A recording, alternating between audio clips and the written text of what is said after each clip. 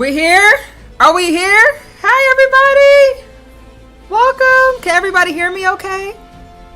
The music, the game music not too loud, right? Welcome, guys. Today is the day. I have about 50. Okay.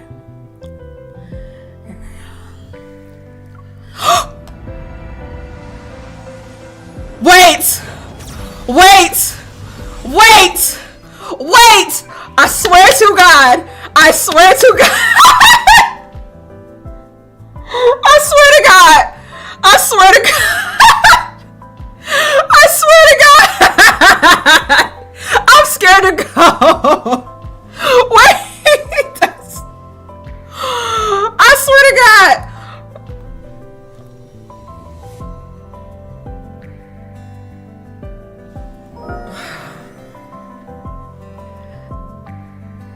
Let's try this again, guys. Now I have 46. Y'all think I'm gonna get into 46 more?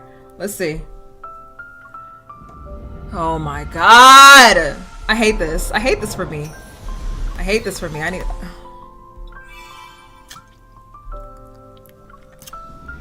Hold on. Okay, please. Give me both. Give me both. I've seen people get both.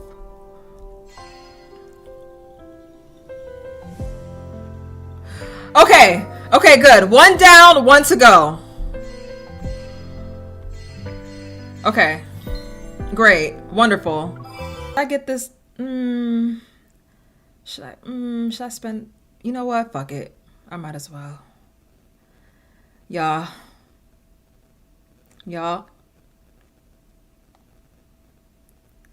I am about due for a VIP box, by the way. Infold. I'm about due for a box. This is some fucked up shit. Oh! Don't tell me I could have saved my money.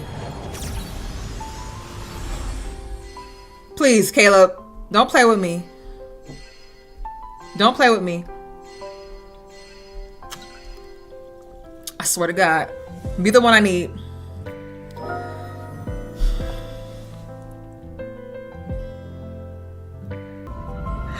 Wow, that is crazy.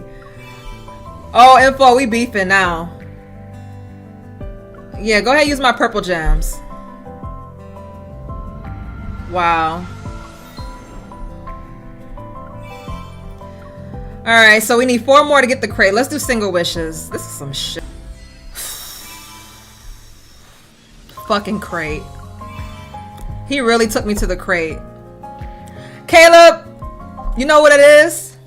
I was beefing with Caleb for a minute, so I think he's taking it out on me. I spent like $120 just now. Right. All right, let's rank this shit up. All right, here we go. Decoherence. Oh God, I'm so nervous. All right, here we go, guys. Oh shit. Immortality once brought lasting prosperity to Philos, and yet even it couldn't prevent the stagnation born from unchecked desires. When time ceased to be a limitation, the Philos civilization was unable to escape its inevitable decay. With the exception of the capital and its surrounding regions, which still clung to their luxurious lifestyles, most of the land had fallen into ruins. Remnants of advanced technology lay scattered across the planet, but majority no longer worked, or they were simply forgotten. Philosians longed for their former glory, but they had to accept the bitter reality of societal and technological decline. Let me raise this up. The ruling elite in the Central District maintained their authority via strict surveillance, but beyond that illusion of grandeur lay something far worse. The more you traveled across the planet, the more you saw an empire in decline and the signs of an unavoidable demise. Strife raged tirelessly across the land, and the regimen could only cling to life by relying on devastating weapons. Ooh. Among the rebel leaders, a piece of intel circulated between them. The secret weapon that had crushed countless upsprings was a modified combat android designed as A01. From the Fall of Philosian Civilization. Preface. Okay. Otome Research Bureau. We have lost control of X02, requesting emergency response protocols to be activated immediately. Oh my gosh. Wait, why we thought? Listen. Stop throwing tomato. Listen, just, just relax. We'll be okay, guys. We'll be okay. Not be messy. There you are. Who is that? Can you hear me? I'll wake you up. We're going to. Okay, that sounds like Caleb.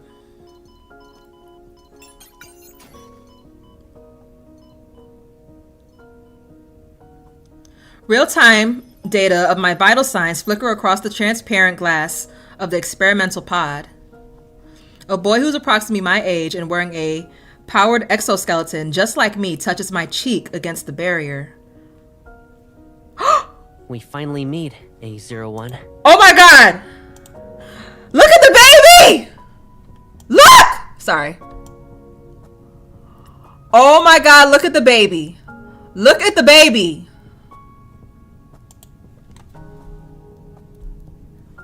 I'm X02. Oh no, oh my god. There's been a security breach, and the laboratory's control system was hacked. We can only run away while they're trying to fix it. The stranger opens the experimental pod and extends his hand toward me. Let's run away, A01. Oh, okay, so we're both experiments right now. What does the baby have to do with this? I am A01, a secret weapon created by the government. My body was modified and encased in a powered exoskeleton. My consciousness can be controlled as needed. Ooh. People fear me, avoid me, and alter my configurations. Oh shit. So why would someone reach out to me? All right, go ahead. Without thinking, I take his hand, pull out the tubes connected to my body, and step out of the experimental pod. Uh-oh. The boy leads me through a labyrinth of corridors, and we dodge patrol robots at every turn. We break through several disabled barriers. I leave the lab fully conscious for the first time. Otome Laboratory is entirely underground. The boy leads me through a hidden passageway and remains silent. Maybe it's to avoid being detected. Only the sound of our footsteps fills the dark, empty tunnel. Damn, how long they been running for? Y'all hear the foot? We still running. Oh, sorry, I should have moved that. At the end of the passageway lies a vast expanse of wild grass. The sky floats between night and day. In the gloomy darkness, the wasteland stretches endlessly before us. There's no telling how long it will take to traverse. I'm sorry. I didn't expect the tunnel to lead us. Lotus, stop. Lead us where? This is a pretty background. The temperature outside is significantly warmer than the lab's. My body registers the heat. Is it too hot for you? It's currently summer. The laboratory always felt the same, but it's different outside. Caleb, I know. The sweltering heat, the sweat, and the thriving trees. This is the summer I know. The long grass grazes my calves as the warm night breeze sweeps across the field. The vivid sensation is foreign to me. We keep moving, despite knowing we could be caught at any moment. I feel strangely at ease. Everything outside the laboratory is new. I'll take you to any place you want to visit. I guess you've only ever been sent to battlefields. You must hate areas like that. What? Walking beside me, the boy seems lost in thought. I've been sent to one of those battlefields too. It was a desert, and the war lasted a month. sad. Some soldiers would search for fresh fruit during Yeah. their breaks. And then what? There's this fruit that comes from a tree called silver glow, and it glows with a silvery white light. Even its seed shines. His fingers encased in his powered exoskeleton gently rest on my palm while he speaks. The cold black metal traces my palm and leaves behind a seed that emanates a soft silvery white glow. I kept one as a keepsake. Sky said, y'all throwing tomatoes at Infold and YouTube admin. Yeah. Wait, what? Not us. Damn. I pick up the tiny seed and observe its soft light flicker through its patterns. Taste? Surprised, he lowers his head to look at me. Do you want to know how it tastes? I nod, and the corners of his lips immediately curl into a smile. If you want to try it, we'll find those silver glow fruits. Silver glow fruit. That sounds kind of good. Now you have a place you want to Yeah. visit. Let me get some of that fruit. I pause and turn to look at him, but his holographic visor hides his expression. What do you want me to have? Wait, why do you want me to have a place I want to visit? Because then I'll have somewhere I want to go Aw, he's so cute. I don't understand. to. It's because I'm your friend. Oh! His voice is clear and certain. My job is to take you to the places you want to visit. That's so nice of him. Look this up. There we go. What happened? As if reflecting the brightness in his voice, a golden ray of sunlight ignites the pale-colored horizon. A tender golden red glow spreads from the edge of the sky. It becomes more vibrant with each passing moment. Sunlight pierces the morning mist and illuminates the dewdrops on the grass. A dawn unlike what we've seen before arrives. This is pretty. I can't help but stop and look at the sky. Summer, daybreak. Is this the first time you've seen it? I don't remember. They erased my memories once I returned to the lab. Oh, damn. It's fucked up. My gaze returns to his face. Once we're out of this wasteland, it'll be more difficult for them to find us. Oh. And the system can only erase memories it knows about. What we see now is ours alone. A secret between us.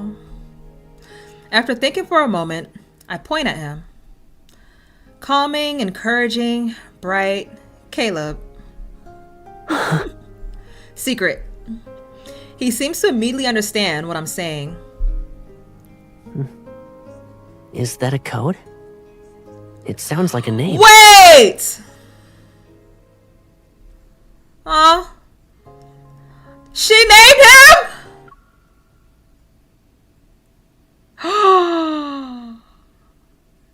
Oh, that is so cute. Calming, encouraging, bright. Oh, she put that together and... Oh, that is so cute. We named Sylus and Caleb, y'all. Yes, Sierra, right. Oh my God. He leans down and gently pats my head with his armored hand. Can I use it as my name? Oh my God, my heart can't take this. Caleb. His voice is lively and gentle. Of course. I won't let you forget. Yep, she named him. Yeah, I see, Raven. From now on, we can experience this together every year. Oh, sorry, Bash. And Caleb will be someone you see every day. Aww. He extends his pinky finger toward me. Perplexed, I look at him. MC is so strong. Hold out your yeah. finger, like this. Okay. I hesitate for a moment, then I raise my right hand and extend my pinky. Our armored pinky fingers hook together. Now we've made a promise. We'll stay together every day and never be apart. Test subjects have Oh, been shit, they done located. found us. Activating capture protocols. They done found us. Use any means necessary. Our promise barely began before it was broken in the cruelest way possible. Damn, they cannot catch a break, bruh.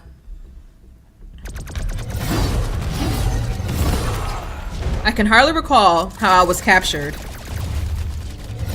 My mind is a blur. My mind is a blur of lasers, fire, and soldiers collapsing under my floating blades. The place where I had first tasted freedom turned into that familiar battlefield in an instant. Aw, damn. They can't catch a break. The boy protects me from a lethal laser blast. He falls in front of me. What? Get out of here. Run. Oh, he's so cute! I stab my floating blades into the soldiers and ignore the wounds I continue to get. Oh, she's tough. We are tough. My vision blurs. Through the haze, I see his body dragged away by robots. Caleb. Damn, so this shit is popping off. A dull thud resounds as a laser pierces my powered exoskeleton. I fall into the blood-soaked grass, and the sky turns into a blinding blood red. Yo. Amid the sea of blood, a faint silver light flickers before my eye. Oh my god! The ringing. The silver fruit glow. I mean, the silver glow grow. The silver glow fruit! Spell it out, Bree! I don't know when the glimmering seed fell, but it now rests beside my right hand. With the last of my strength, I struggle to wrap my fingers around it. This is the last image I remember before losing consciousness. 2 test subjects have been apprehended, commencing full examination followed by solitary confinement. Oh. Damn, they done got us. They got us. Now what? Commencing comprehensive examination of the test subject. Okay. That loathsome familiar voice invades my ears, but my mind remains foggy. A01. That's me? Energy signature. Destructio. Ooh. Preliminary assessment complete. Bodily impairment at 91%. Comprehensive modification and repairs required. Initiating the memory extraction protocol is recommended. X02. Energy signature. Construo. Okay, so that's Caleb. Preliminary assessment complete. Bodily impairment at 78%. Prioritizing the extraction of its energy for A01's repairs is recommended. Yeah, put him in solitary confinement is crazy. Activating memory extraction protocol for A01. Keywords are as follows. X02. Friend. What? My subconscious is plunged into chaos as a boy's face keeps appearing in my mind.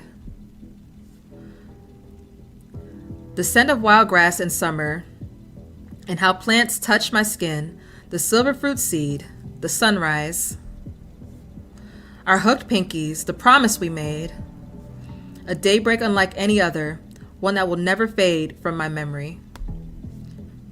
X2, Caleb. Memory extraction complete. We will now proceed to modify and repair A01.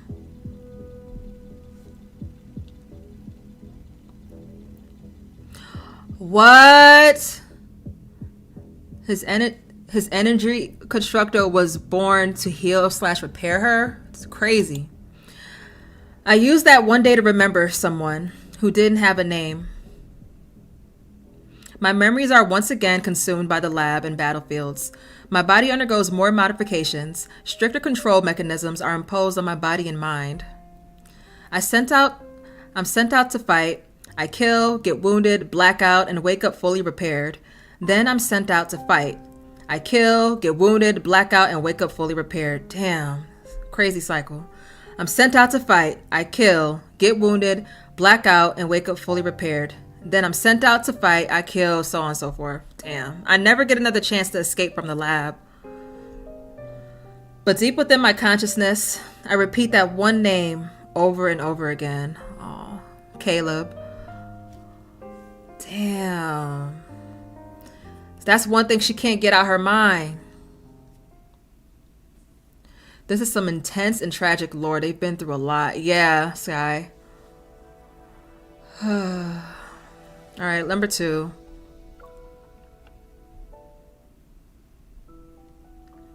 Whoa, what's this? Experiment ID. AX42B. Date Philos calendar year.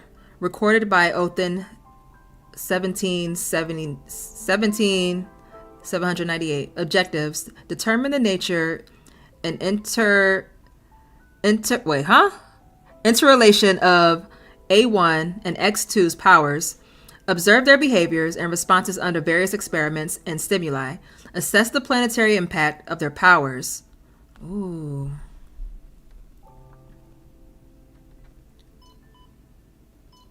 "10 years later, Otome Research Bureau. As usual, I'm confined to the experimental pod. My mind is hazy, but I can still see and hear. I just returned from the battlefield.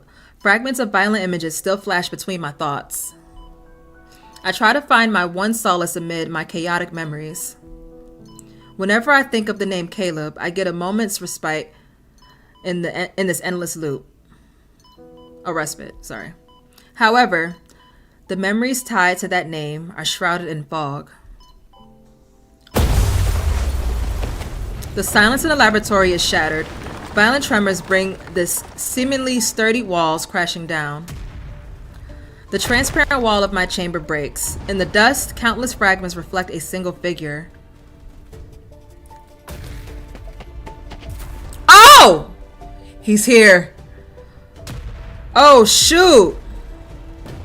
Oh, my bad. He a little derpy right there. A tall figure wearing a powered exoskeleton approaches. A mix of familiarity and strangeness grips me upon seeing that black armor. Oh, he looks so cool! What? Smell you later, bestie. He reaches out and touches my cheek against the transparent barrier of the experimental pod. Do you recognize me, A01? Oh my god! He looks so cool! I'll wake you up. I feel his fingers touch the crystal switch in my throat. He taps a few times on the holographic panel that appears.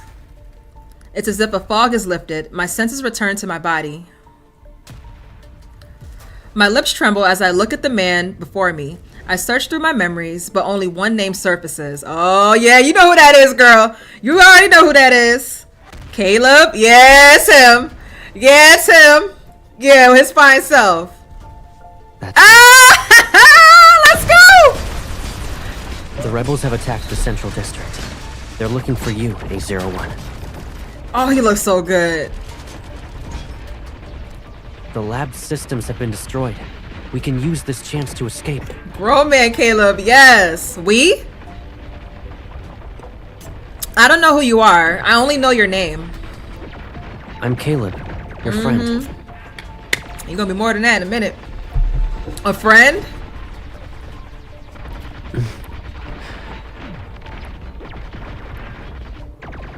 All you need to know is that this isn't our first time escaping. Right. So let's do it. There's a strange familiarity in his voice, which stirs my fragmented memories. I remember escaping with Caleb before.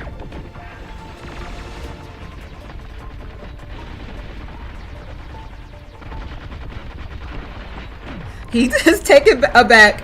Then he extends his hand toward me. Oh my god. Yeah, take his hand. I promise, this will be our last escape. Yeah, I hope so. Shit, y'all been through so much. They went off with that Caleb battle suit. They sure did. The test subject has escaped, requesting interception immediately. The laboratory collapses under heavy bombardment, but the robots continued their relentless pursuit. We end up fighting our way out. Caleb leads me to a hidden underground warehouse where, to my surprise, an aircraft awaits. He skillfully pilots it and takes us into the clouds despite the intensifying gunfire.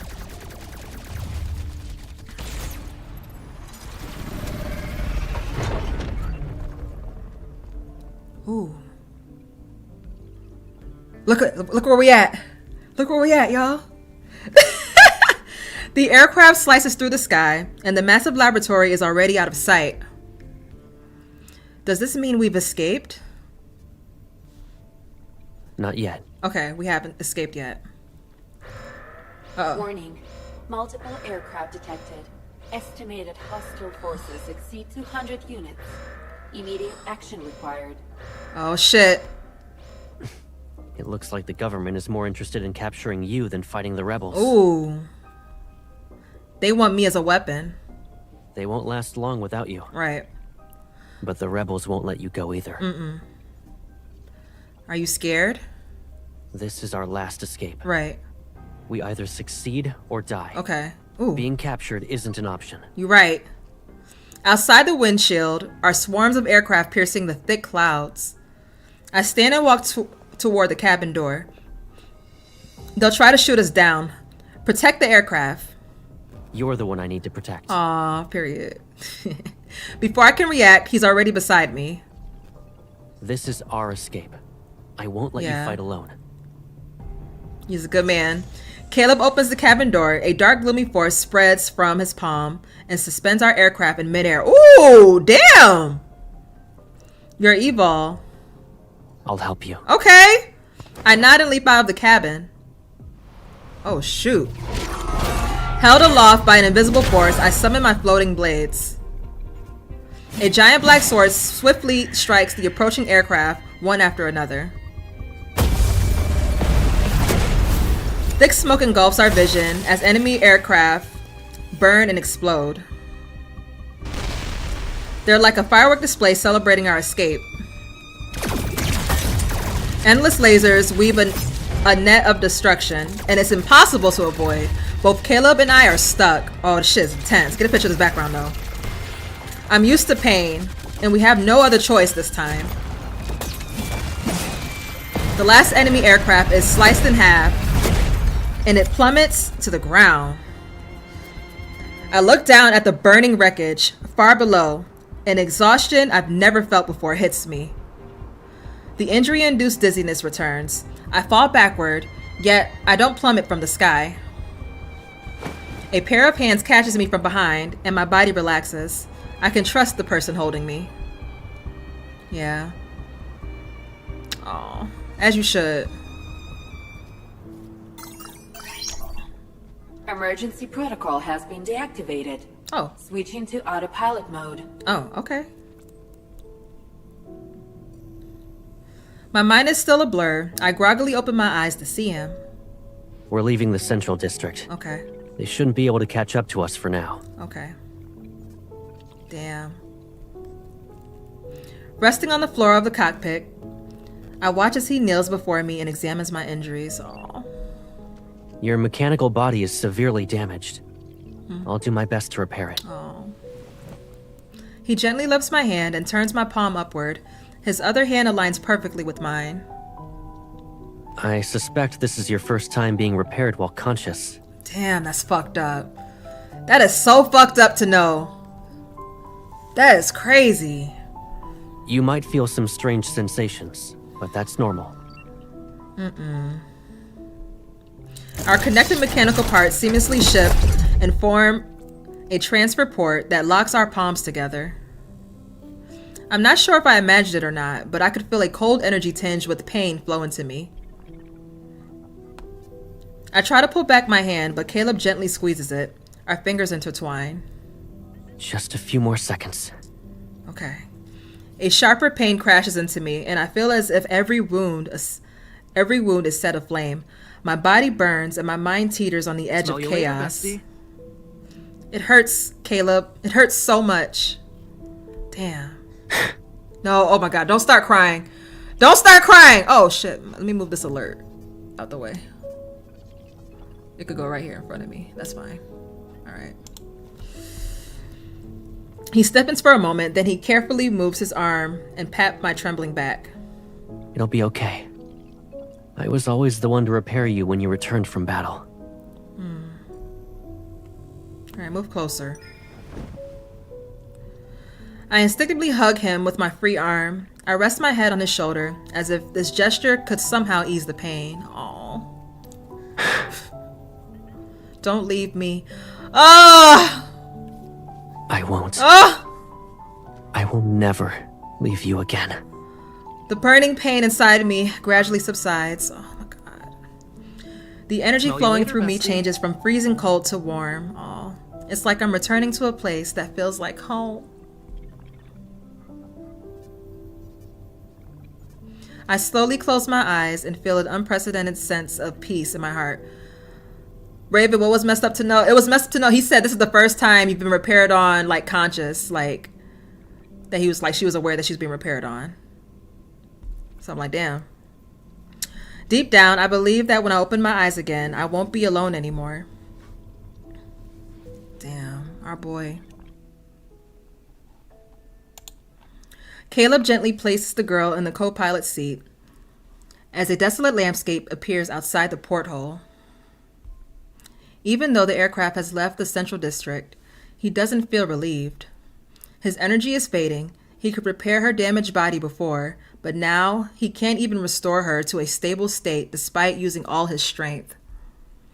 Their powers are bound to the same source, so as one grows stronger, the other becomes weaker. His decline can only mean one thing. The Destructo energy is getting stronger, coinciding with the escalating strife that continues to engulf this planet. And when this energy grows unchecked, the first thing it destroys is the vessel containing it. Yikes.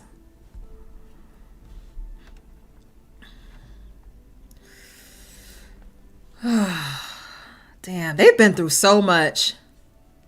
They've been through so much.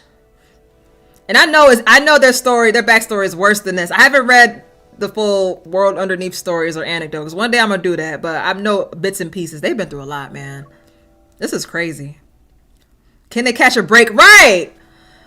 Alright, experiment ID A1 UW 175. Date, Philos, calendar year. Okay. Objective, use visual and auditory stimuli to make A1 intermittently aware of X2's existence and observe her. Okay, so that's me. Wait, hold on, wait. A1's observe her reactions. Okay. Analyze A1's emotional state and energy fluctuations to assess the fundamental attraction between the two. This is crazy. They're just playing with them.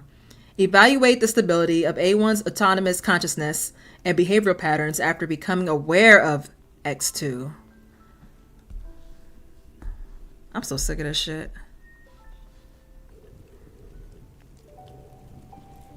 I don't know how long I've slept. When my eyes open, I find myself in a small rocky cave. I kind of want to get a picture of this too. A small campfire burns at the cave's entrance. A familiar figure is looking into the dancing flames. I slowly step outside to see a vast desert. Caleb hears me and quickly turns around. His holographic visor is gone. Oh, look at how handsome! I can't help but stare at him. Yeah, look at how handsome he is. Aww. He's so cute. What's wrong? Do you feel unwell? Nah, man, I didn't expect you to look this fine. Yeah, I've never seen your eyes before. Yeah, girl, tell him how you really feel. She said, I didn't expect him to look this fine.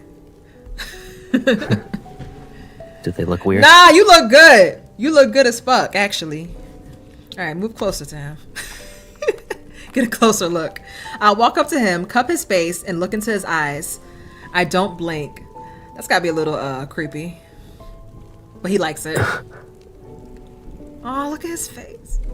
Your eyes. They remind me of a scene. What kind? An image surfaced in my mind. A sky floats between night and day from many years ago. The summer sky just before sunrise. That's something we saw 10 years ago. How much do you remember? That was 10 years ago? I shake my head. Only bits and pieces. And your name. He falls silent, then he pats the spot next to him. Are you hungry? Oh. Let's eat something. He gives me a fruit. Its red spines were burned off. It's not a nutrient nugget? A what? Nutrient nugget. His expression becomes one of utter disgust. Oh! We're no longer in the lab. so we're never eating those things again. Period. That's what I'm talking about, Caleb. Alright, let me fix it. These are red thorn grass fruits. Okay. They're rich in protein and nutrients. Aww. I take the warm fruit and bite into it. Slightly charred and crispy. It's salty. He's even preparing our food in this universe. He closely watches my reaction. He's like, is it good? Do you like it? Yes, I like it. Especially because it's coming from you. It's not bad. Here, try this. He speaks into a more cheerful tone as he gives me a berry with blue and white stripes. It's a blue stripe berry. Blue stripe berry? Perfect for quenching your thirst. Okay, nice. I pop it into my mouth, pause. Cool, sweet juice encases my tongue. Okay. For a long time, my taste buds only knew the artificial flavors of nutrient nuggets. All right, let's bring it back here. But thanks to this single berry, the world beyond the lab has revealed itself to me. It's sweet. So this is what sweetness tastes like. You like it, right? Yeah. I'll remember that for later. You seem to be knowledgeable about these fruits. I was deployed in a desert once. The environment and vegetation were a lot like this. Oh, okay. A sense of familiarity washes over me. I reach into my pocket and pull out the silver fruit seed I've kept hidden. What about this? Do you recognize it? What? Surprise flashes across Caleb's face, and his eyes light up like they've caught the fire's glow. You kept it this whole time. Aww. It's a seed from the silver glow fruit. The fruit itself looks like this. Before I know it, a fruit emitting a soft, silvery white glow appears in his palm. Do you want to know what it tastes like? You gonna tell me? I nod and bite into the fruit. Sweet and sour flavors blend into my tongue. There's also a hint of bitterness. The taste is hard to describe in one word, but I don't hate it. At long last, I brought you to a place where silver glow fruit grows. Oh, my heart, y'all, my heart. Seeing my confusion, he responds with a relieved smile. Did we make a promise before? Oh, God. Yes. Yeah. This was part of it. Do promises made many years ago still need to be kept? They must. See, this is why he's moving up. This is why he's number 3 now, okay? His voice is gentle yet firm, and the moonlight watches over the wasteland, casts a soft glow in his face. An emotion wells up inside me. I want to remember the promise we once made.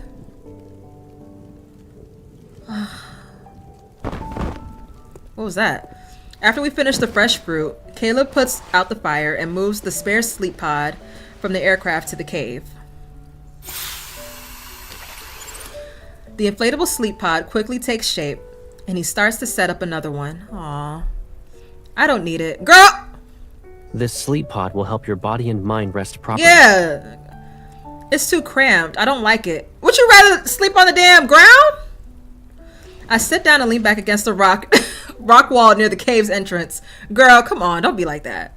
Are you going to sleep like that all night? Yeah, what are you doing? Yeah, Zayne is number 1 for me, Raven. And Sylus is number 2. If you don't like the sleep pod, use it as a mattress inside the cave at least. Then you can stretch out. The cave isn't any better. What? Why he looked like that? Did y'all see his expression? Caleb, stop. I hate when he look at me like that. Caleb looks at the dark, cramped cave and seemingly comes to realization. He moves closer to the entrance and sits down next to me. He positions himself as if he were my shield. Right. You know, What? I also don't like being alone. I know you don't. We're the same. It's very windy near the entrance. That's why this spot is mine. Aw, see? Okay. I know that's right. I turn my head and our gazes meet. In the lab, we were actually separated by one wall. Aw, this is sweet. And it was a mirror in my room. Oh, is this gonna be the first time that they're like actually like gonna be able to like physically sleep next to each other outside the pods? I didn't realize it was one way until it got destroyed. Kith. You were in the room next to mine and could always see me, right? I nod as I recall that transparent wall. It was like a stage built for an audience of one, me. The sole actor on that stage was a prisoner, the boy in the other room. Confined to the experimental pod and unable to make a sound, I was forced to watch his loneliness and pain play out. It felt like an experiment. Were you able to hear me? All kinds of plants can grow in the desert. There are blue striped berries, red thorn grass, and the silver glow fruit you were curious about as a child. Would you like to go to an amusement park? I used the system to find the dreamiest one in all of Philos. These are all things that Caleb used to say to us. This amusement park floats in the sky. Even the clouds are pink and purple. I want to take you there. It's like a paradise. You'll like it. I calmly repeat his past monologues. He's slightly stunned. I heard everything you said in the lab. But only now do I realize you were talking to me. Aww. The wasteland's moonlight is reflected in his eyes, and his expression seems more animated. Then you must have heard what I said every night. Yeah. Good night, my one and only. Oh, this is too cute. What about you? I had no one to say those words to. So I never said them. He turns to look at me and his gaze becomes serious. Let me fix that. Have you given yourself a name? Huh, did I get my... hold on. I paused before looking at him. No one has ever called me by a name. Oh, that's sad. Well, now you have someone who will. Oh.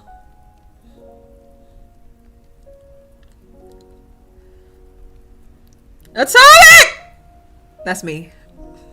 He lowers his gaze and carefully repeats the name several times.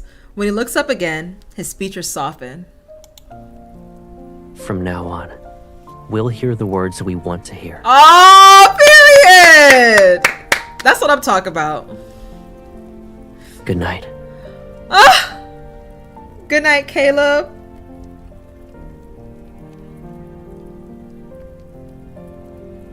Look at him sleeping. I close my eyes and listen to his steady breathing nearby. I unconsciously rest my head against his shoulder. I slept well that night. No sudden awakenings, no dreams. Oh, she slept so sound next to her man.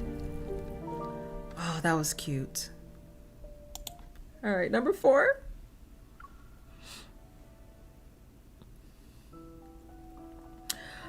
All right, objectives. Create a simulation of the planetary threats that could arise from the energy fusion between A1 and X2.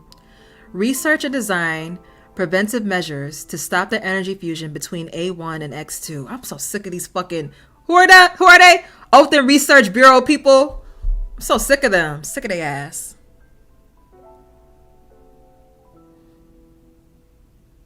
Caleb doesn't remember most of the dreams he had in the laboratory, except for one. It's a vivid dream that reoccurs frequently. Past in endless tunnels of space and time, at the far ends of the universe, a blue planet orbits peacefully. The planet's inhabitants closely resemble the people of Philos, but everything there is full of life. It's in its stark contrast to declining Philos. The images in the dream are vivid. He seems to know how the people live there and how the scenery flows. More importantly, the planet's energy always feels familiar and nostalgic to Caleb. It carries the unique aura of rebirth. Perhaps it's not a dream, but a distant memory. Spooky. Wait, where is it? Hold on, I got that somewhere. Caleb, where you at? Say it. I'm sorry, I gotta do it. Spooky. Okay. right. We fly our aircraft to get as far away from the central district as possible. But the aircraft was hit with heavy bombardment. It's constantly malfunctioning. Eventually, we're forced to take a risk. We lay on the outskirts of a ruined city to look for parts. As we enter the desolate streets, wary and curious eyes follow us. Lingshir Helen! was once as lively as the central district. And now, it's rare to see a new face. Hell is Helen? A black market merchant greets us in an unremarkable corner of an old district. Despite her friendly tone, her sharp, scrutinizing gaze reveals her caution. Especially since we're still clad in combat armor. So, where are you two planning to go with these parts? Before I can respond, a small hand tugs at my finger. Are you both robots? Colo! I look down at the little boy and shake my head. But you don't look like everyone else. These kids don't never... The kid. One thing about the kids in this game, they never mind their business. It's okay. She's my friend. Ooh. Have you ever seen robots that have friends? Aw, now be nice. Be nice. The little boy shakes his head. I've always Don't be like been Xavier. alone. Is having a friend any different from being alone? What you about to... It's different. Okay. Caleb glances at me. Having someone always be there for you, it feels different. But my grandma is always there for me too. Aw. You brat. Sorry about that. This is my grandson, Kolo. He hasn't seen many outsiders, so he's curious. Little curious George. You're from outside? Which outside? Outside? I like his little accent. I hesitate. Y'all heard how he said, hold on. You from outside? Hold on, say it again. You're from outside? Which outside? From outside? He from the south? I hesitate. I don't know the names of places on Phalos aside from the central district. The edges of deep space. The edges of... What's that? It's the origin of all Phalosians. Our ancestral homeland, basically. I probably look just as bewildered as the little boy right now. There aren't many deserts between the cities there. People enjoy traveling to see all kinds of landscapes. Yeah. His expression is honest, as if he experimented it firsthand. Did he get this from the cognitive domain system? Do they have these? My grandma worked really hard to get them for me. Aw. The boy pulls out several white paper ornaments from under the table. They're neatly folded. Paper is rare on Phylos, but on that planet, it's an everyday necessity. Almost every child there learns to fold simple objects. His understated tone makes my mind wander. What else? Tell me more. Oh my god, this kid is so nosy! It's okay though. Caleb casts a side glance in my direction. He's like, look, this kid, we're gonna be here all day. Then he crouches down to be at eye level with the boy. I'll tell you, in exchange for getting some unfolded paper. How does that sound? Unfolded paper.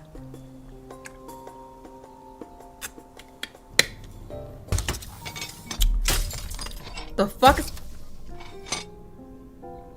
When we left Lingshir, we took the aircraft part... Oh, that's what they were doing. We took the aircraft parts and the precious white paper I'm holding right now.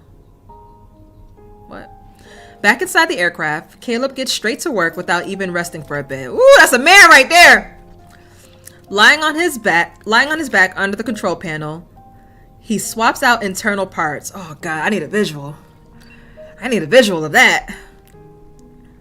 Regulator. I hand it to him, but my gaze keeps drifting to the nearby paper. Are you curious? Yeah, I'm curious to see what this looks like. Have you visited the edges of deep space? I'm not sure. I don't remember being there. but these images keep appearing in my mind.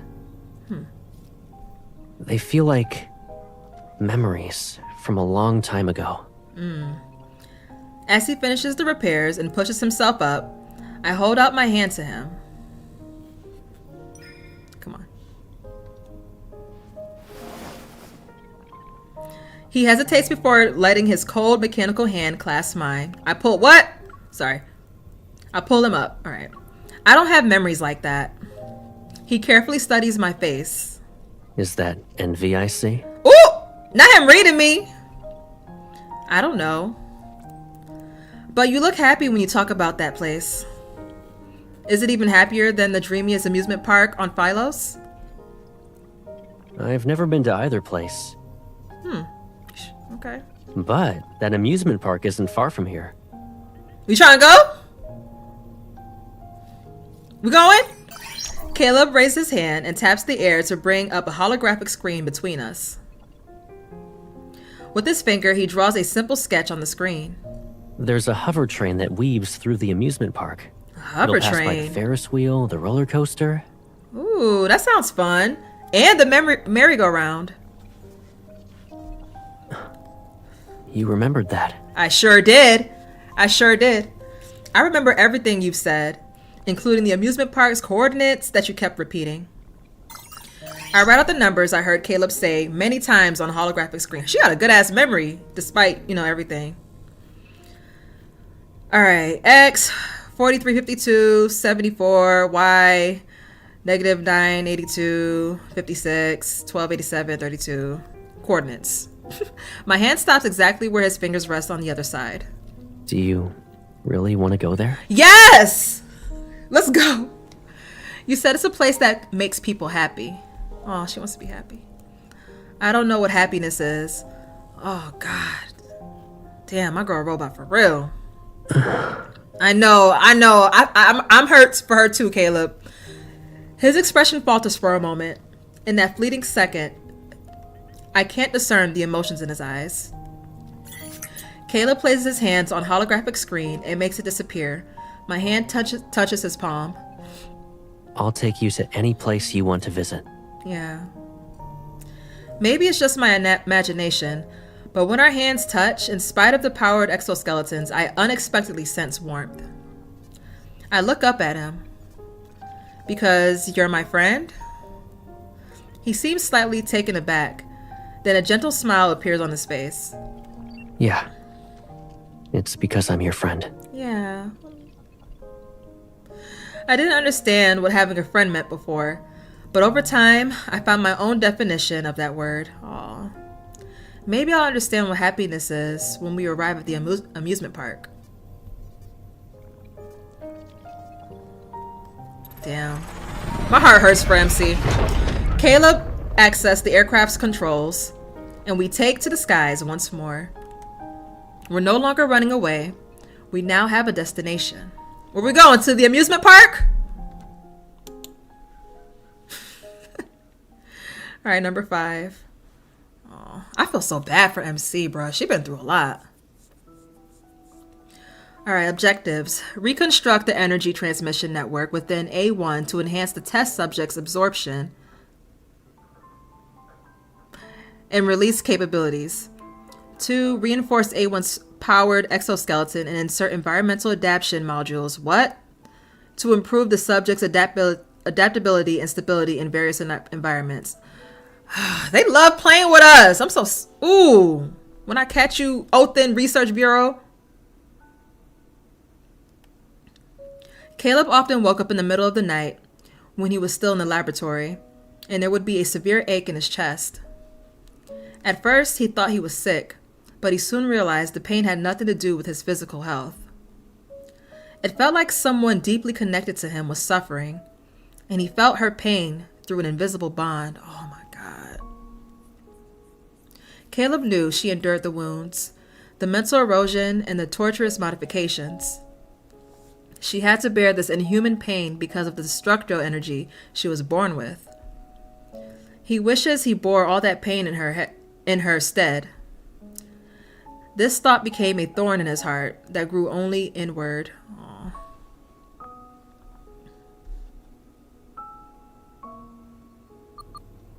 Approaching designated coordinates.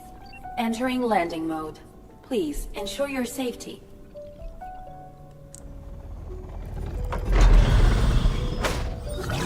This is so heartbreaking. Yeah, it is. The aircraft has reached its destination, but the dreamy amusement park is nowhere to be seen. Aww.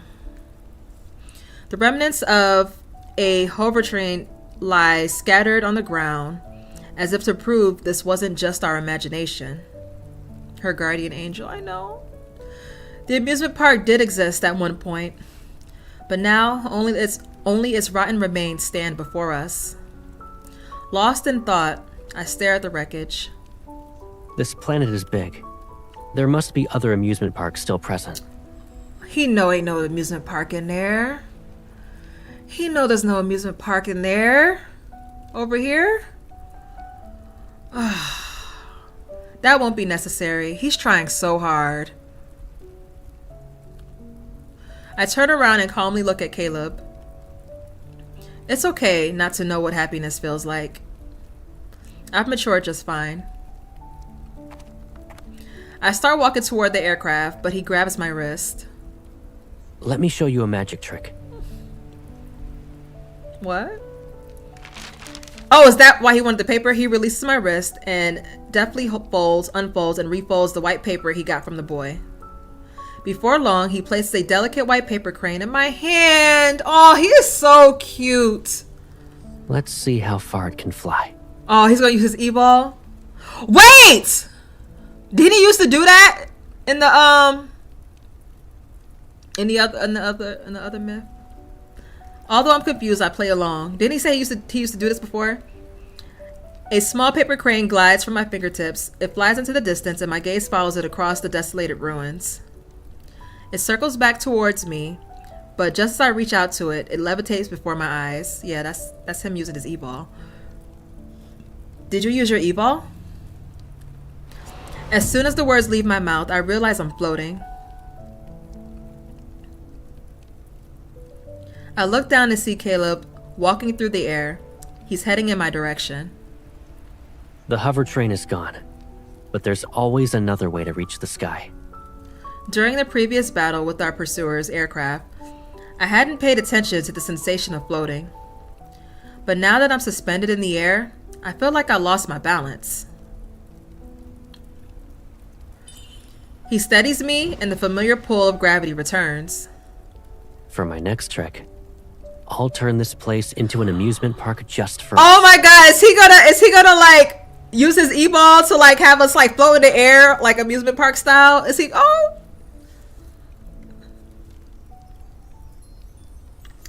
Oh, look how pretty this is. Can I get a picture of that, or is that just okay? The paper crane levitates and leads the way. Caleb holds my hand and guides me through the night sky. Oh my god. From above, the amusement park no longer looks like a bunch of ruins.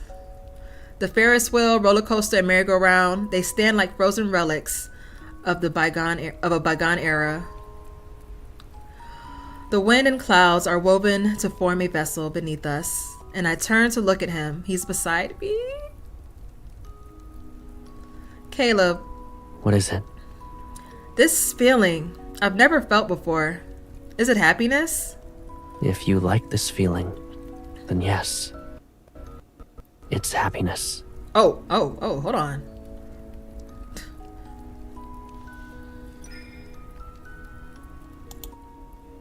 After thinking for a moment, I gently pull him closer. He leans down.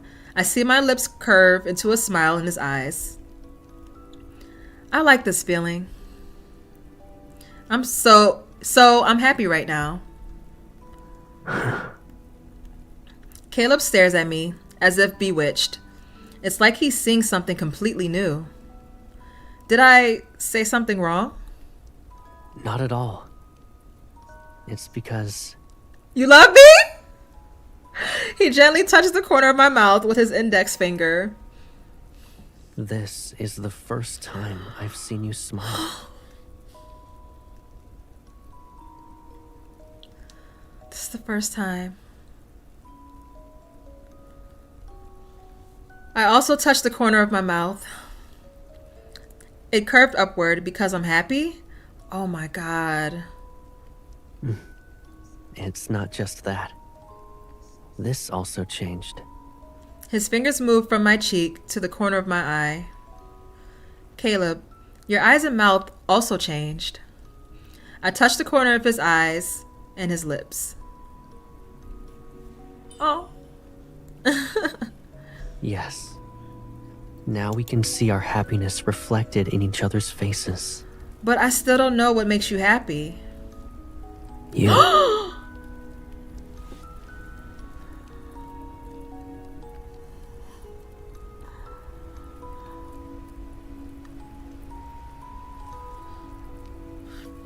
He softly says this single word.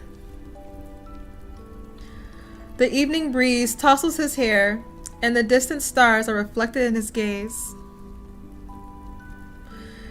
Just as I've come to understand happiness, I also understand what it means to have someone who's always been there for me.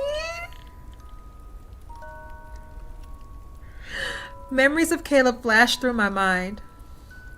Walking in midair, paper crane, the wind blocked at the cave's entrance, silver glow fruits, campfires under the night sky. A familiar yet unsettling feeling sweeps over me, and my consciousness begins to blur. Oh god, what is ruining the moment? It's just like those moments before my memories were erased. Oh wait, I forgot! This is part of the experiment! This was a part of the research lab. I lowered my head through his gaze. The crystal ebbed in my powered exoskeleton gives off a faint blood red glow in the darkness. Oh, okay, so they're trying to see how I'm going to react to this. My mind spins into chaos embrace. Even breathing feels painful. As I collapse into the arms of the person beside me, a sharp sound surges towards us. A golden beam pierces the darkness and grazes my powered exoskeleton. It's a surveillance drone. Get behind me. Oh, shit. Countless repairs of golden eyes suddenly light up the night sky. They're like a pride of lions surrounding their prey. Oh my fuck, I can't. More golden beams are woven to create an intricate net. They're trying to trap Caleb and me. I try to summon my floating blade to counterattack, but my fading consciousness prevents me from using my evol. Oh no. Oh shit. Oh! Behind me a golden beam strikes as it pierces my chest. I lose my balance and fall. Oh no, they got me! Caleb catches me. Focused, he uses evol to lift the passenger railroad car into the air. It serves as a makeshift shield. Oh my god. This is some Superman shit. He carries me into the floating passenger railroad car, while lasers relentlessly attack its exterior. I can hear the muffled explosions. My senses are about to disappear. Even the pain in my chest feels like a distant oh shit. Phantasmal sensation. Listen. What? I know your mind is in It disarray. is. I'm fine. So girl, stop lying. You need to go. Oh lord. He like, listen girl. I try to push him away. Oh shoot, let me fix that. But he pulls me to his arms using an even greater force. He leans down to my ear. His calm voice is steadfast. You must remember what I'm about to tell you. What? This is getting so serious. Don't go back to the aircraft. It's most likely being monitored. Okay. Smell you later, Return to bestie. Lingshir and take shelter in an abandoned house. Okay. Oh god. I'm scared. What is he about to do? I can't leave you. The passenger railroad car buckles inward under the ruthless gunfire. The increasing number of strikes is a warning. It won't hold on for much longer. Caleb presses his hand against the back of my head. Our foreheads touch. Oh lord. There is no fear in his eyes, only a burning light belonging to someone who's ready to face death. Oh my god. Please. You won't be taken back there, and you won't Okay, die. my heart is beating fast, y'all. This is our last I hope so. I promise. Okay. Don't break your promise. His other hand grasps mine, and the transfer ports in our palms connect. A flood of energy surges into me. It's not the cold, soothing kind I knew before. Caleb, it hurts. The energy burns like a raging wildfire. It consumes every fiber of my being, as if to hollow me out. Don't be afraid. This won't take Oh god, he like he about to cry. I'm about to cry. Stop. Ooh, my ear. Ooh, a shrill ringing noise echoes in my mind as unfamiliar energy takes over my body. It drains whatever remains of my energy. I struggle to break free, but his arms hold me tightly. Forgive me. This is the only way. What's he about to do? I suddenly realize he's exchanging his... Oh! He's exchanging his energy with mine! No, Caleb, you can't bear it. But I'm willing to do it. Oh my god, no! He pulls me closer, our heated breaths mingle as our bodies seem to merge. I will give you my fate, and your fate will become mine. The energy courses through my very being to claim every part of me. In a matter of seconds, my body accepts this new presence as if welcoming back something it had lost. Oh, why is he doing this?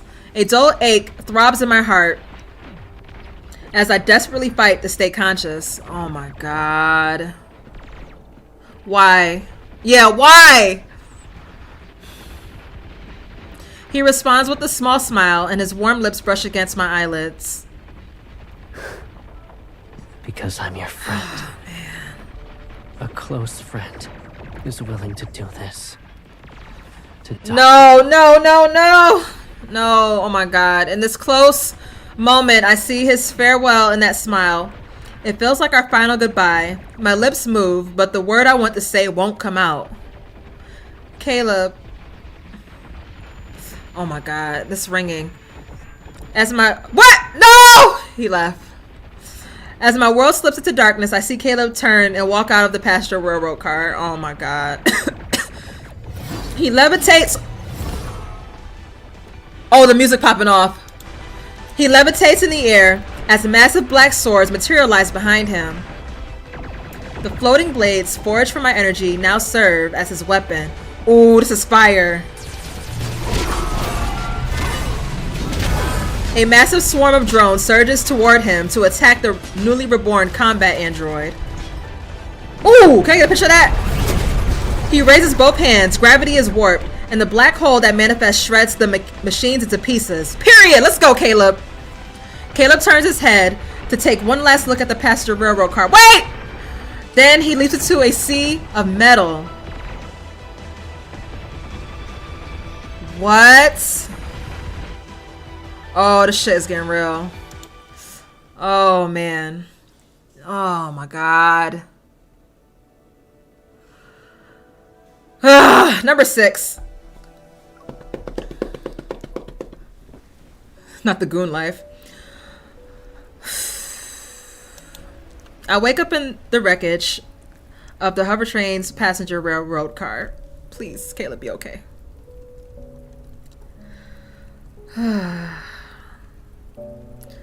All the surveillance drones have vanished into the night sky. They took Caleb with them. Oh, them fuckers. The sky floats between night and day as another summer sunrise looms. The amusement park has returned to being ruins. I'm alone once more. The space around me feels like a laboratory, boundless yet still a prison. Caleb's energy is warm and calm, like lake water under the summer sun. It carries the essence of life and hope itself. He took all of the pain and darkness, so I'd be the only one left with this pure hope. If I were to ask him why, he'd probably smile and give me that answer. It's because I'm your friend. Oh my God, this friend shit. My heart feels the pull of a familiar force. I know Caleb is still alive. He's just outside of my reach. Instead of hiding in an abandoned house like he told me, I searched... Oh, girl. I searched the ruins for the amusement park without ease. Oh my God. Without rest. I don't know why I read ease. The pull my heart feels grows weaker. I don't know what's happening to Caleb. What if the connection breaks before I find him? Oh. I force myself to move faster. I need to cover more ground. Caleb, wherever you are, please hear me. Sense me. Wait for me. I will find you. I'll wake you up and make you hear me say your name again. I hope so. I can't take this shit anymore. Alright. Hopefully we find him. I lost count of how many days and nights I've traveled. I don't know how far I've gone. The ruins of a city's rise in the distance. It looks like the outskirts of Lingshir. Light fades from the weathered buildings as another night approaches. A feeling swells in my heart. Caleb is nearby. Climbing over the rubble of a building, I see the setting sun casting light on the lonely wreckage of an aircraft. My heart races as an invisible force pulls me. The person I've been trying to find is close. Okay, he's nearby. Good. I move to the other side of the abandoned aircraft. Oh, he's like knocked out somewhere. Oh, God. Caleb leans against it. His eyes are closed, and the cockpit's cables are connected to his back. Okay, wait, what? The aircraft's energy isn't enough to repair his system. Oh, no. The scene mirrors the moment he found me in the laboratory. It's as if our fates had been switched. Oh. He did. I mean, that was his intention. Keeping my emotions in check, I approach him one step at a time. Oh, we're about to get the scene.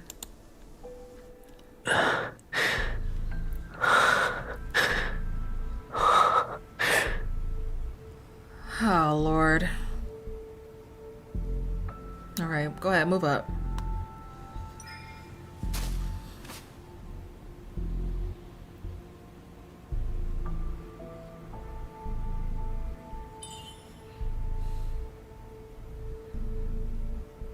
I'm scared. I'm scared. Why am I scared? Okay.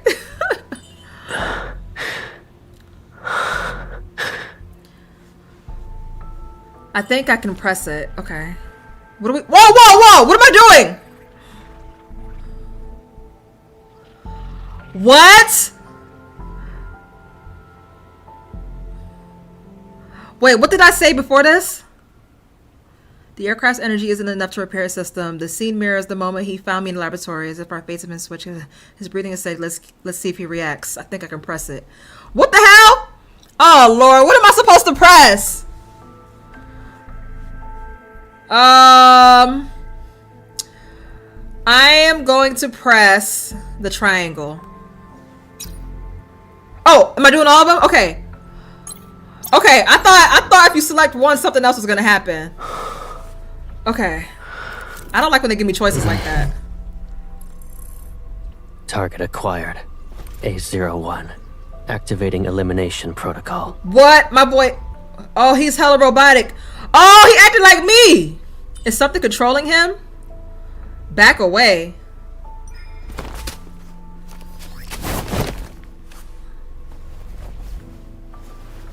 Oh, he is in robot mode right now.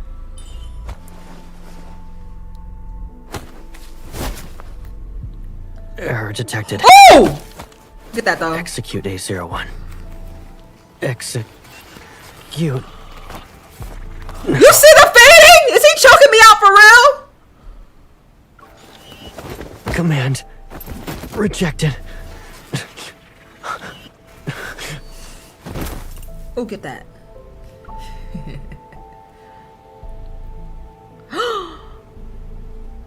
Oh, we are so cute. Hold on. Okay.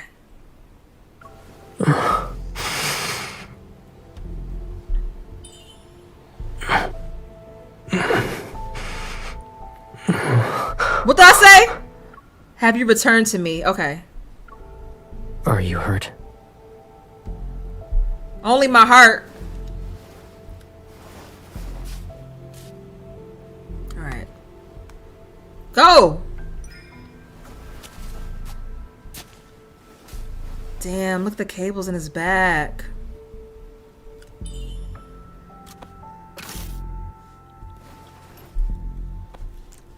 Seeking me out. That's dangerous. I mean, I had no choice. You didn't what? You didn't want to be woken up?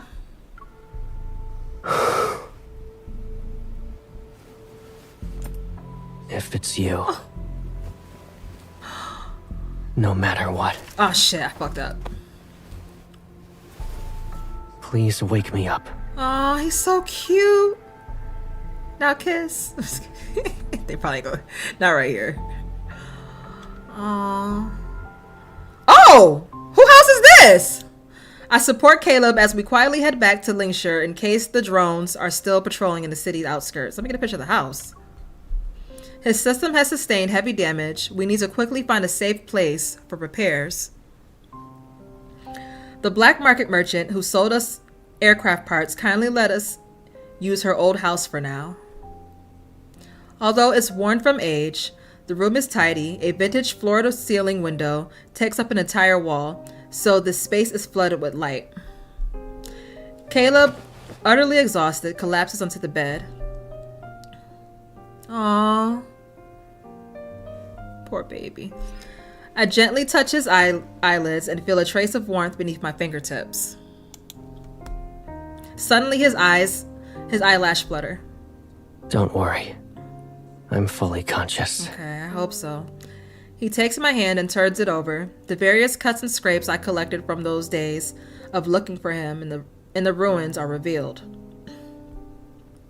His grip loosens as if he's afraid to cause even the slightest discomfort. Were you uncomfortable these past few days?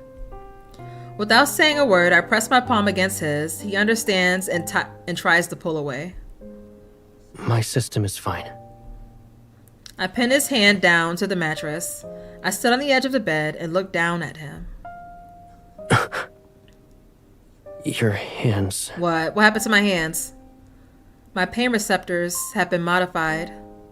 But you're not like me.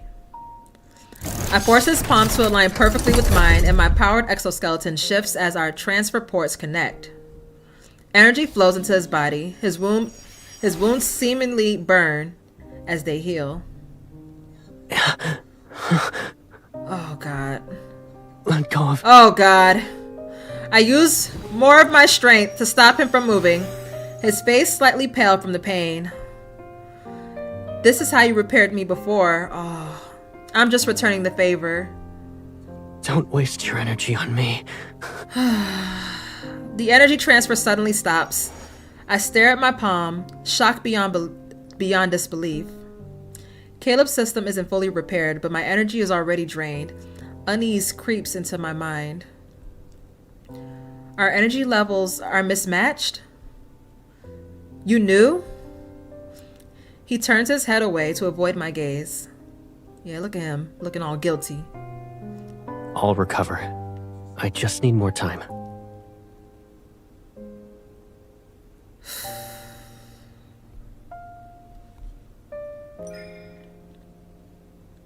I grab his shoulders and make him face me. Our gazes meet. Oh, there was an animation of him hugging us, Sierra? The pattern you pressed. Oh, I didn't know that. Okay. You lied to me. Yes, I did. Why are you lying to me? Well, I know he had to. How are you going to punish me? I'll accept whatever it is you plan to do. My fingers trail from his shoulders to his collarbone and move toward the center of his neck. All right, go over here. Your punishment? Promise me that you'll never leave me again. Ever. Fuck ever, but yeah. What if I break it? My fingers stop just above the crystal on his throat. All it would take is one push to transform him into something else. Is she about to do that? I know your weakness. If you break it, I'll make you my prisoner.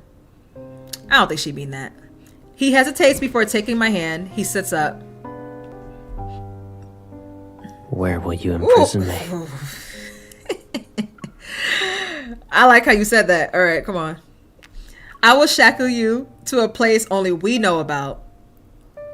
Are you talking about that planet at the edges of deep space? Maybe. You told me the people there call their living quarters a home. Yeah. And you said going home is a normal occurrence there. Yes. But My bad, important. y'all. I try to switch the scene. I did the intro. Can we have a home if I take you there?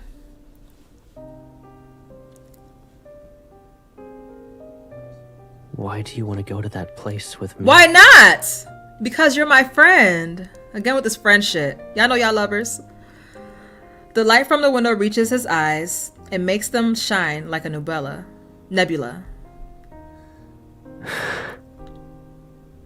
Can I call you that? Of course. Why did it sound like he was about to cry?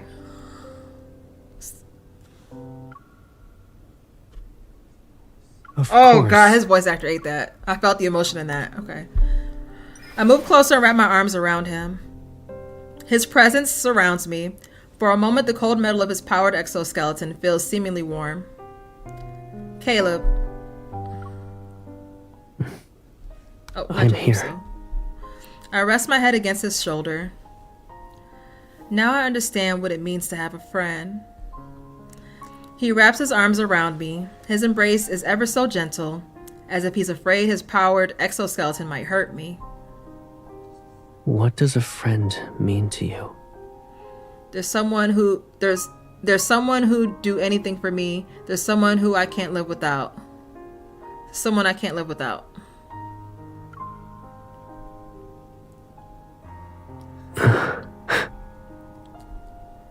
He slightly leans back and leaves just enough space between us. Hesitation flickers in his eyes. Is that not true? You'll be older one day. Yeah. And you won't be my friend anymore when that happens? When you leave the lab, you can live your own life. I could. I caress his cheek. Then let me be the only one in your life. Ooh, that sounds like a line he would say.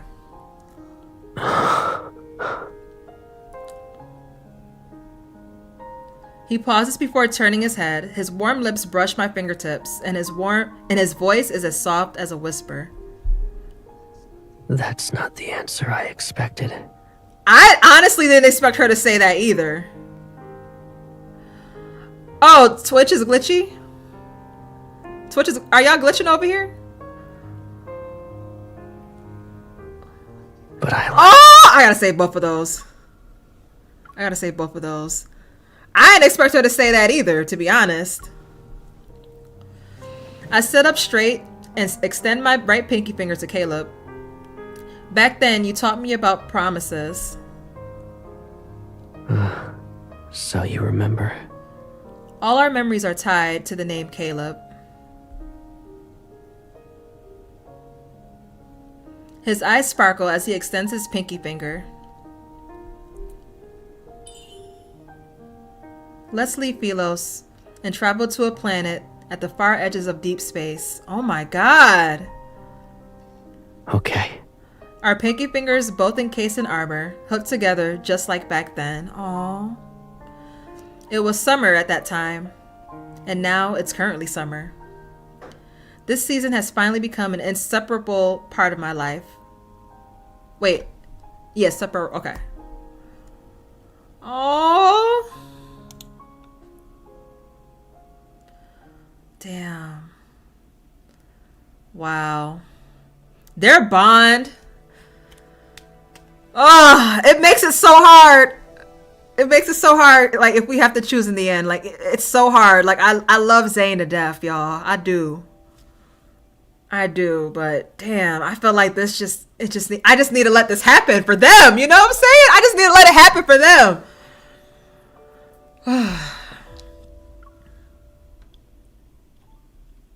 What the fuck they doing now? Objective: install and activate quantum interference modules for A1 and X2 to ensure stable operation. Set the following trigger conditions. Initiate quantum interference when X2 and A1's energy fluctuations maintain synchronization for an extended period of time. I'm so sick of these bitches.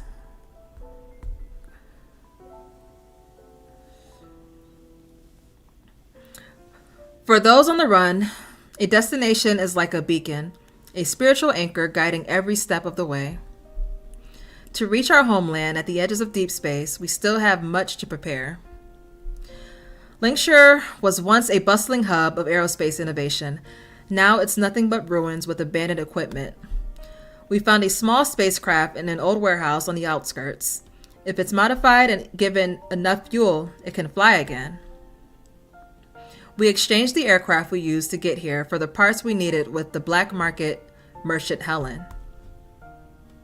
Caleb and I ventured into the city's desolate outskirts to hunt wanderers for their protocores. Those will serve as a source of energy for our spacecraft. As the days passed, our dream of departure felt closer than ever before.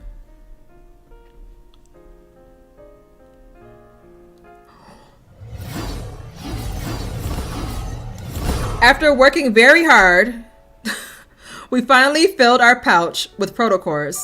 It's currently midnight. Okay, let me guess. But instead of heading back with our loot, Caleb and I are captivated by the scenery before us. Yeah, this is very nice scenery here. A nameless lake sits on the far reaches of Lingshir's outskirts. The humid night air clings to our skin, and the calm lake mirrors the brilliant moonlight in the sky. I saw this before in the lab's system logs. Philosians missed the moonlight of their homeland, so they built an artificial satellite to mimic it. We sit by the lake, I touch the water, and the cool ripples curl around my fingers. They soothe the heat coming off from me. When we finally see the moonlight in our homeland, we'll remember this night. It's so far away. Yes. Anything could happen. We might not even make it. I place my hand deeper into the water and watch the ripples spread out. It doesn't matter so long as we're together. Caleb looks at me, then he tilts his head toward the sky. No matter what happens, we'll always have the memory of tonight to hold close to our hearts. The octave, the vibration in that. Let me save that for research. He raises his hand, a tiny spinning black hole forms. The small ripples on the lake's surface gradually turn into waves. They're drawn upward by an invisible force. The water hovers above the lake. It forms a massive transparent sphere that sparkles with reflected moonlight. On that planet, they have something called a crystal ball. They're often given as gifts. Are they also made out of water? No. The ones there are smaller. Sometimes they have tiny items inside them to create scenes. He stands and holds out his hand to me. This one only belongs to us. Oh. Having floated before, I've gotten used to this feeling of feet leaving the ground. Caleb pulls me effortlessly into the sphere. The transparent water around us shimmers with iridescence under the silver moonlight. Aw, that sounds romantic. Hold on tight. He guides my hands to rest behind the waist and wraps one arm around my shoulders. Our crystalline bubble begins to float even higher. Caleb, is this another one of your magic tricks? The magician relies on illusions. Oh, sorry about that. But I want to make all your wishes come true. Oh. Prismatic lights dance around us, refracting and reflecting endlessly. They make me feel like I'm inside a giant crystal ball. Yet his eyes shine as pure and bright as tonight's moonlight. All my wishes will come true? Yes. All of them. I hold him even tighter. The wish I have right now has already been fulfilled.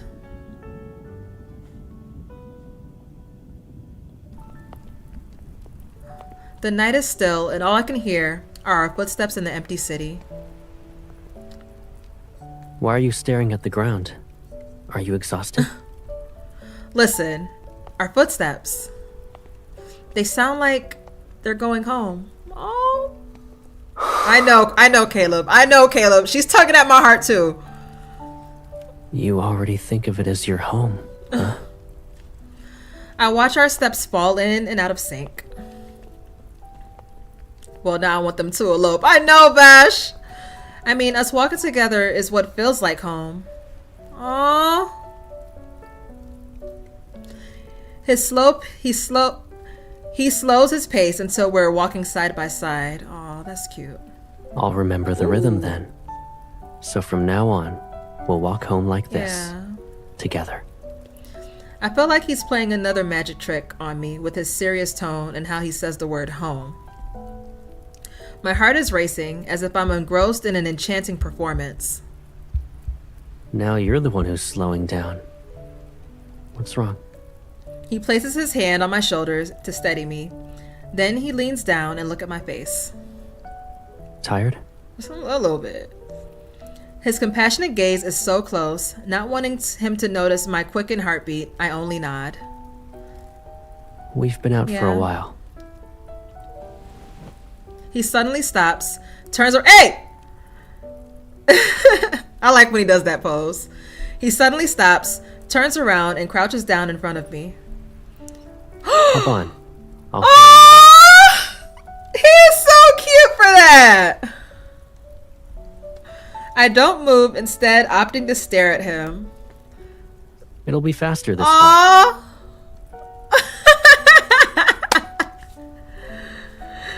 Don't you want to go home? Yeah, bring that back here. Y'all know we love that back. Still feeling lightheaded, I climb onto his back. Yeah, get on that back. He lifts me with ease and walks forward. Aww. If you're tired, close your eyes. You'll wake up at home.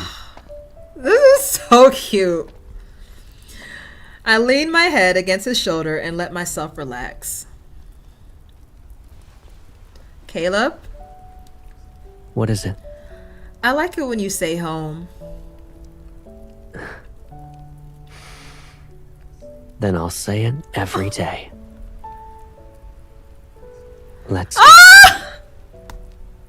I no longer care if he notices my racing heart. Right, he probably feel that shit all on his back. Because I can feel his heart too. As my chest is pressed against his back, like mine, it's beating just as quickly. Oh. Our hearts are perfectly in sync. The rhythm is exciting and comforting. Good night, Caleb. Good night. Content, I close my eyes and fail to notice the faint blood red glow from the crystal ebbed in his powered exoskeleton. Wait, what's happening? Damn, it's only 2 more. Shit, this is so cute. I don't want this to end. What they about to say now? The interference control module via feedback signals will adjust the patterns of entangled particles to generate specific quantum states. These will target the neutral networks of A1 and X2 to disrupt their consciousness. Monitor and document the destructive effects in quantum decoherence when the energy fluctuation of A1 and X2 converge. Stay playing with them. Stay playing with them. Shortly after exchanging energy with the girl and waking up, Caleb had an ominous premonition. The color change in his powered exoskeleton's crystal and the brief haze clouding his mind made him remember the ruins of the amusement park. The girl underwent the same process, the crystal discoloration and the mental fog. Those symptoms have been transferred to him. Oh no. After their failed escape as children, the two had undergone many modifications. Maybe this was a failsafe, a mechanism the laboratory had implanted to prevent another attempt. Ooh. But what was the trigger? Is it them being more emotionally connected? Is that what triggered it?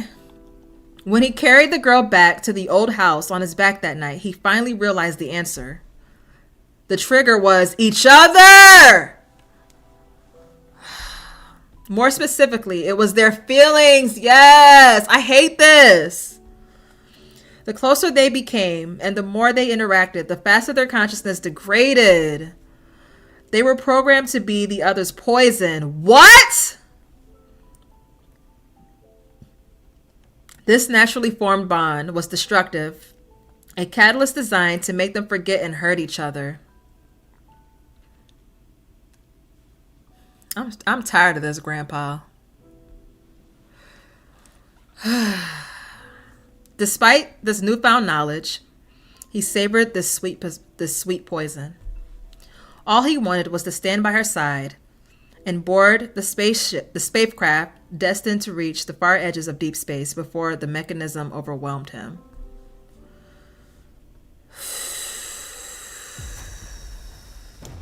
The war between the government and the rebels had reached a precarious stalemate. The central district has been reduced to rubble.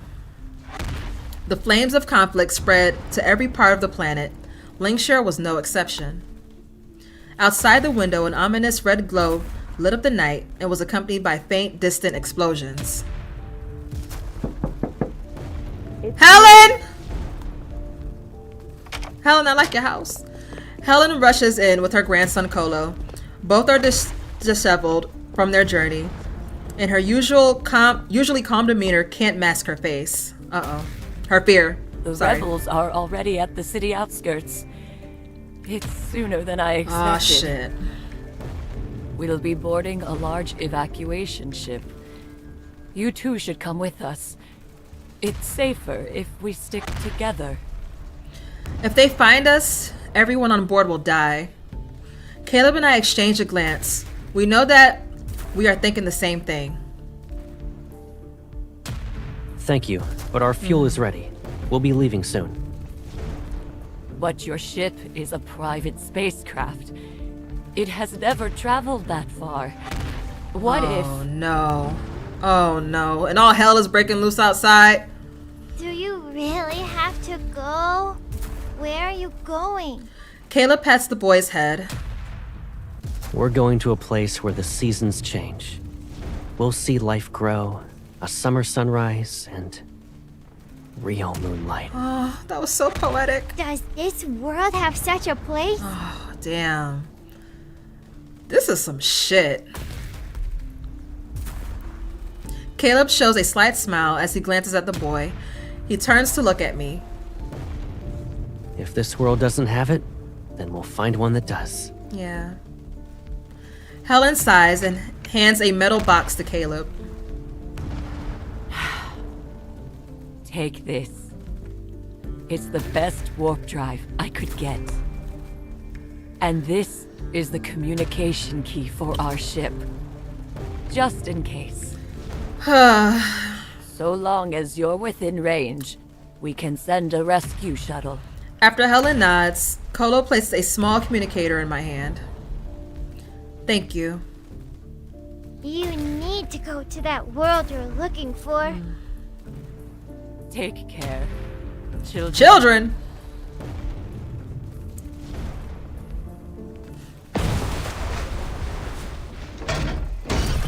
We watch the massive spacecraft disappear into the sky. The flames of strife enter the heart of the city. Scared and dilapidated, Lingshir marches toward its funeral. Damn. Outside the floor-to-ceiling window, buildings stand against the blinding flames.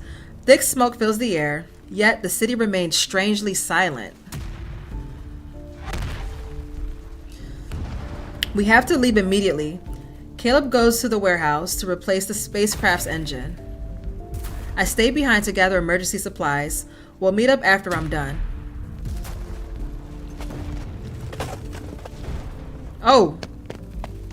I rush to the warehouse with everything I can carry, yet I see Caleb standing outside the spacecraft with his back to me.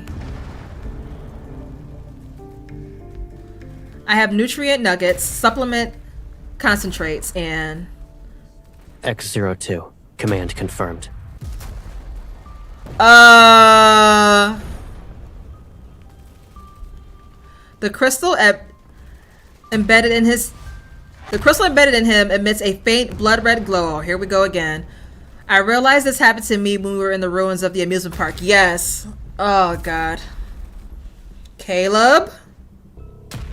Oh my god. You sure you want to go closer? I take a step and grab his arm, but when he turns around, his face is expressionless. Oh, here we go again. It befits something that could be called the ultimate perfect weapon. Carrying out orders.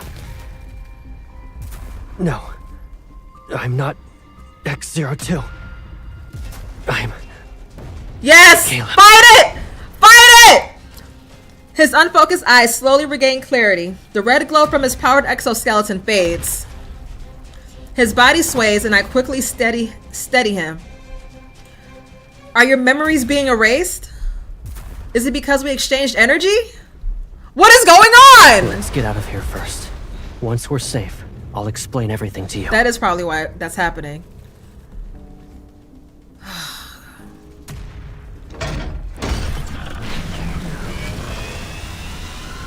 Outside the spacecraft's viewport, Lingshir, consumed by warfare, shrinks into a speck of light in the distance. As the spacecraft ascends, the entire planet seemingly spirals into an inferno. Damn. I pilot the ship, but my heart races, as if it's feeling someone else's pain. Your man, girl. We have interference modules inside of us. When triggered, the one with the destructive energy will experience a degradation of their consciousness until they lose it completely. Then they must wait to be reactivated. So he has that, right? Because I had it, but he has it now, right? It's clear what those people feared. Weapons with a will of their own. Suppressing the bitterness in my chest, I force myself to stay calm. If we leave Philos, the module won't be activated. He lowers his gaze to avoid looking me in the eye. That's when the truth hits me. Am I the trigger? Wait. Whenever our energy synchronizes, it activates the interference module. My body trembles, but a soft smile appears on his face. It's not your fault. Oh, no. They knew I couldn't stop myself from wanting to synchronize with you. The countless experiments had dulled my anger and pain, yet they surge once more as they're reborn from my flesh. Yeah, there you go. All of them deserve to die. But who are they? The researchers who modified us? The rulers who crave our power? Who are they? The creators who gave us this energy? Or is it fate itself that's biting us into each other's shadows? Before me is the boundless universe, yet my hatred can only merge with its unfathomable darkness. This should have been my burden. If Caleb didn't exchange his energy with me, he wouldn't need to suffer. I grasp Caleb's hand and try to connect to the port in his palm. Suddenly, something warm and sticky. I slowly turn over my hand. Dark red blood has mixed with a golden fluid in my palm. It flows down my wrist. I'm sorry. Ugh. Caleb's smile softens as he opens his wounded palm. His transfer port has been completely destroyed. Did he do that himself? We won't be exchanging energy anymore. He sounded about to cry. But at least, I got you onto this ship before I was taken away.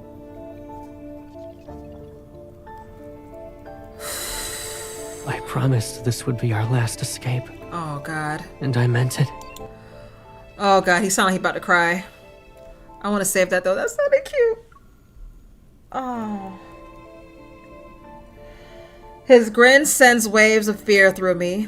I grab his arm. Caleb, don't you dare leave me. We promised to reach the far reaches of deep space together. Warning. Internal energy fluctuations are intensifying. Hull integrity at risk. Immediate action required. Oh my God, bruh. This is it. This is the end. The floating blades. I can't control them for much longer.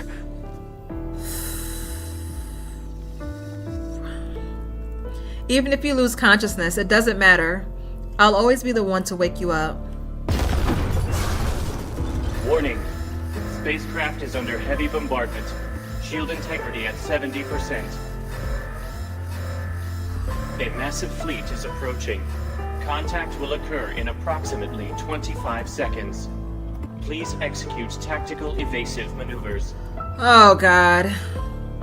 This is perfect. Your fate is now mine. Oh, Lord. This is the last thing I can do for you. He releases my hand, stands up, and leaves the cockpit. I try to follow him, but gravity pins me in place. A transparent door separates us. It's just like that barrier in the laboratory. But he wouldn't be waiting for me on the other side this time. Oh. Caleb, no! Don't leave me! Caleb! Caleb stops in his tracks. He turns his head ever so slightly. I'm sorry. Oh. I failed you as a friend. No! Our promise to reach the edges of deep space together. I broke it.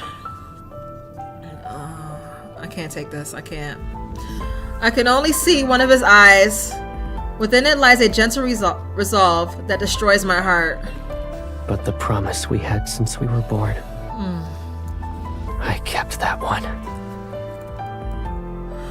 And what was that? Our bodies, minds, and spirits are from the same source. Even if it all fades away. My soul will always resonate with yours. Because... I swear, please, please, please, I swear to God. If he drops the L word, I swear. Because what, Caleb? His lips continue to move, but no sound comes out. This is Caleb's spinal goodbye. Oh, wait! Damn it, he gonna walk out of frame?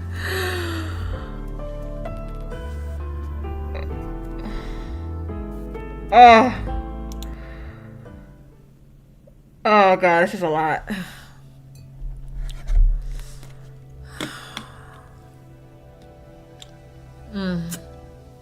Last one. Caleb has a secret he never told anyone about. It was born the moment he became aware of her existence in the laboratory. He didn't know if it was related to their shared origin, her being the center of his world, or the fact that she was herself. Yet in the end, none of it mattered. Every reason began and ended with her. This secret was a seed buried in his heart, and over the years it grew into winding vines that formed an invisible net. It bound him and made him want to bind her just as tightly. At the beginning and end of those vines was a single thorn, one that grew inward. Their shared connection meant his soul was always destined to recognize her. His soul resonated with hers again and again because he loved her. The deafening echo of that love had traversed the sealed laboratory, the war-torn planet, and the inevitable end. Now it would finally fade into silence.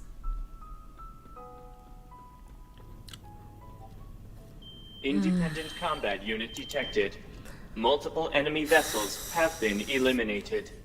The number of the fleet's pursuers has been significantly reduced. Warning. Combat unit's vital signs are fluctuating. Severe wounds are likely. Warning. Combat unit is in freefall. Smell you later, Immediate action bestie. required. Damn. Not the free fall. Is this the scene? The AI system's voice reverberates throughout the spacecraft. With gravity restored in the cockpit, I open the transparent door. Outside the viewpoint, debris from destroyed ships flies through the void like meteors. And there he is, the one I can't bear to lose. He's falling toward a final goodbye.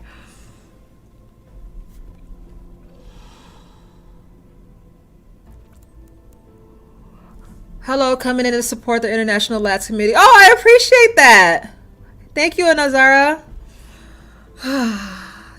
You came at a hell of a time. We depressed over here. Caleb, what makes you think my life could mean anything without you? Oh my God. I don't want to live in a world without you. Not even for a moment. There's a third option that isn't one person escaping or getting dragged back to the lab. And maybe that's the ending I want. Oh God. So she wants to end it all with him.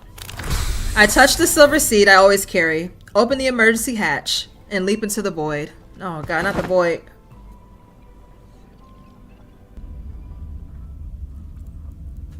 Oh, that's the destroying planet. That's what we'll be doing the deep space trials at, y'all. Let me stop. Controlling my powered exoskeleton, I drift through space. In the distance, ships explode in silence. Their remains streak across the emptiness. The receiver built into my ear picks up a sound. The piercing screech almost makes me think it's an auditory hallucination. Isn't this Caleb's receiver? My intuition makes me look down. That figure in black is quickly falling. Oh Lord.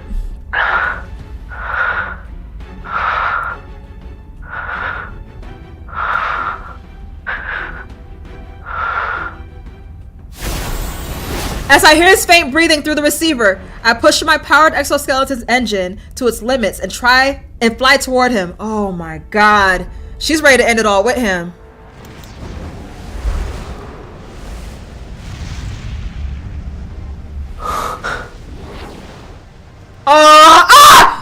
Am I being timed for this? I don't know.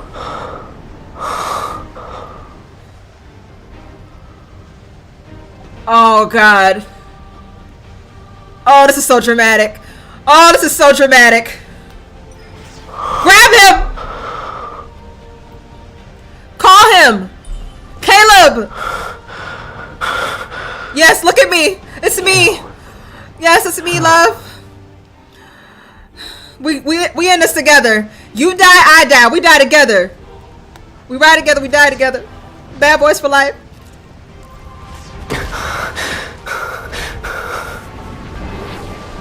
You must turn back. No, we in this together. We in this together. Let's go. We in this together. Come on. Oh, that is... Warning.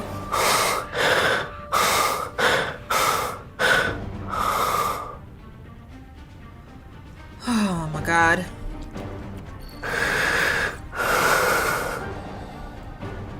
Yeah, let me see your eyes in our last moments. Yeah, grab those abs.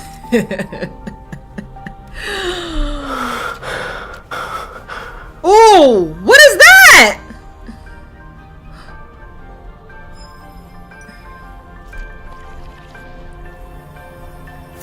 Yeah, get that off of him.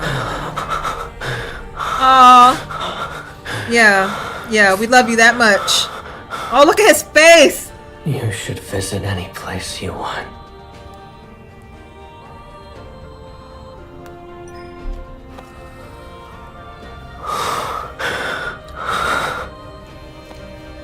This is where I want to be. This path will only lead to destruction. I don't care. That's a risk I'm willing to take. Come on, let's go. Pause, because it goes too fast. The world being destroyed isn't as scary as being separated from you. Oh, that touched his little heart. Oh yeah, pull me in closer. We're from the same source. Yeah. Oh my God, this is so dramatic.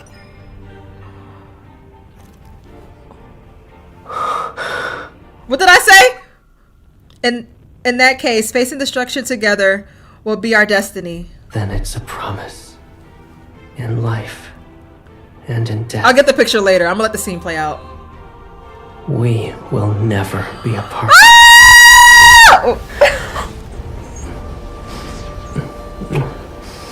That is a loud kiss. Y'all heard that? Can I hear that again? We'll never be apart.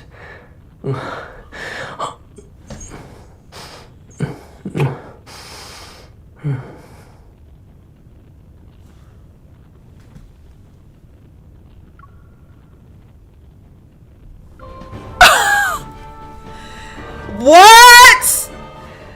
Did you see the tongue? Yes. Whoa. Whoa. I did not know the kiss was going to be that intense. I did not know the kiss was going to be that intense. I felt like I woke up from a long, endless dream. In that dream, countless nebulas were set aflame in the fathomless depths of space. They collapsed, and a black hole formed at its center. There was an explosion. New stars were born. Then, I heard a faint voice telling me a story about another world.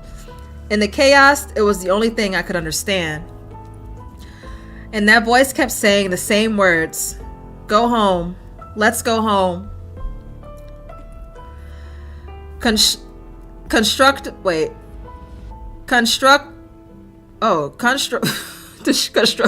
Destructo are two forces that drive the evolution of civilization. These intertwined forces are interlocked in a perpetual cycle. Philos Empire rose from the advent of technology, which granted immortality. Yet beneath its glory were the seeds of destruction that had long since been sown. Immortality meant the end of progress. Their decay began the moment it was achieved. Immortality could not sustain an immortal civilization. As destruction pushed this world toward its final moments, flames of hope were ignited elsewhere in the universe. It is a testament to the endless cycle of rebirth. From the fall of Philosian civilization, the final chapter.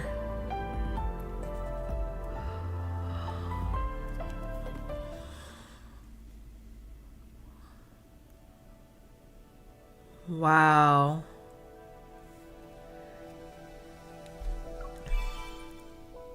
What is that? Oh, it's the silver glow fruit seed. What's this? Faded duo. Wow. Gotta go back and save that clip now. I know.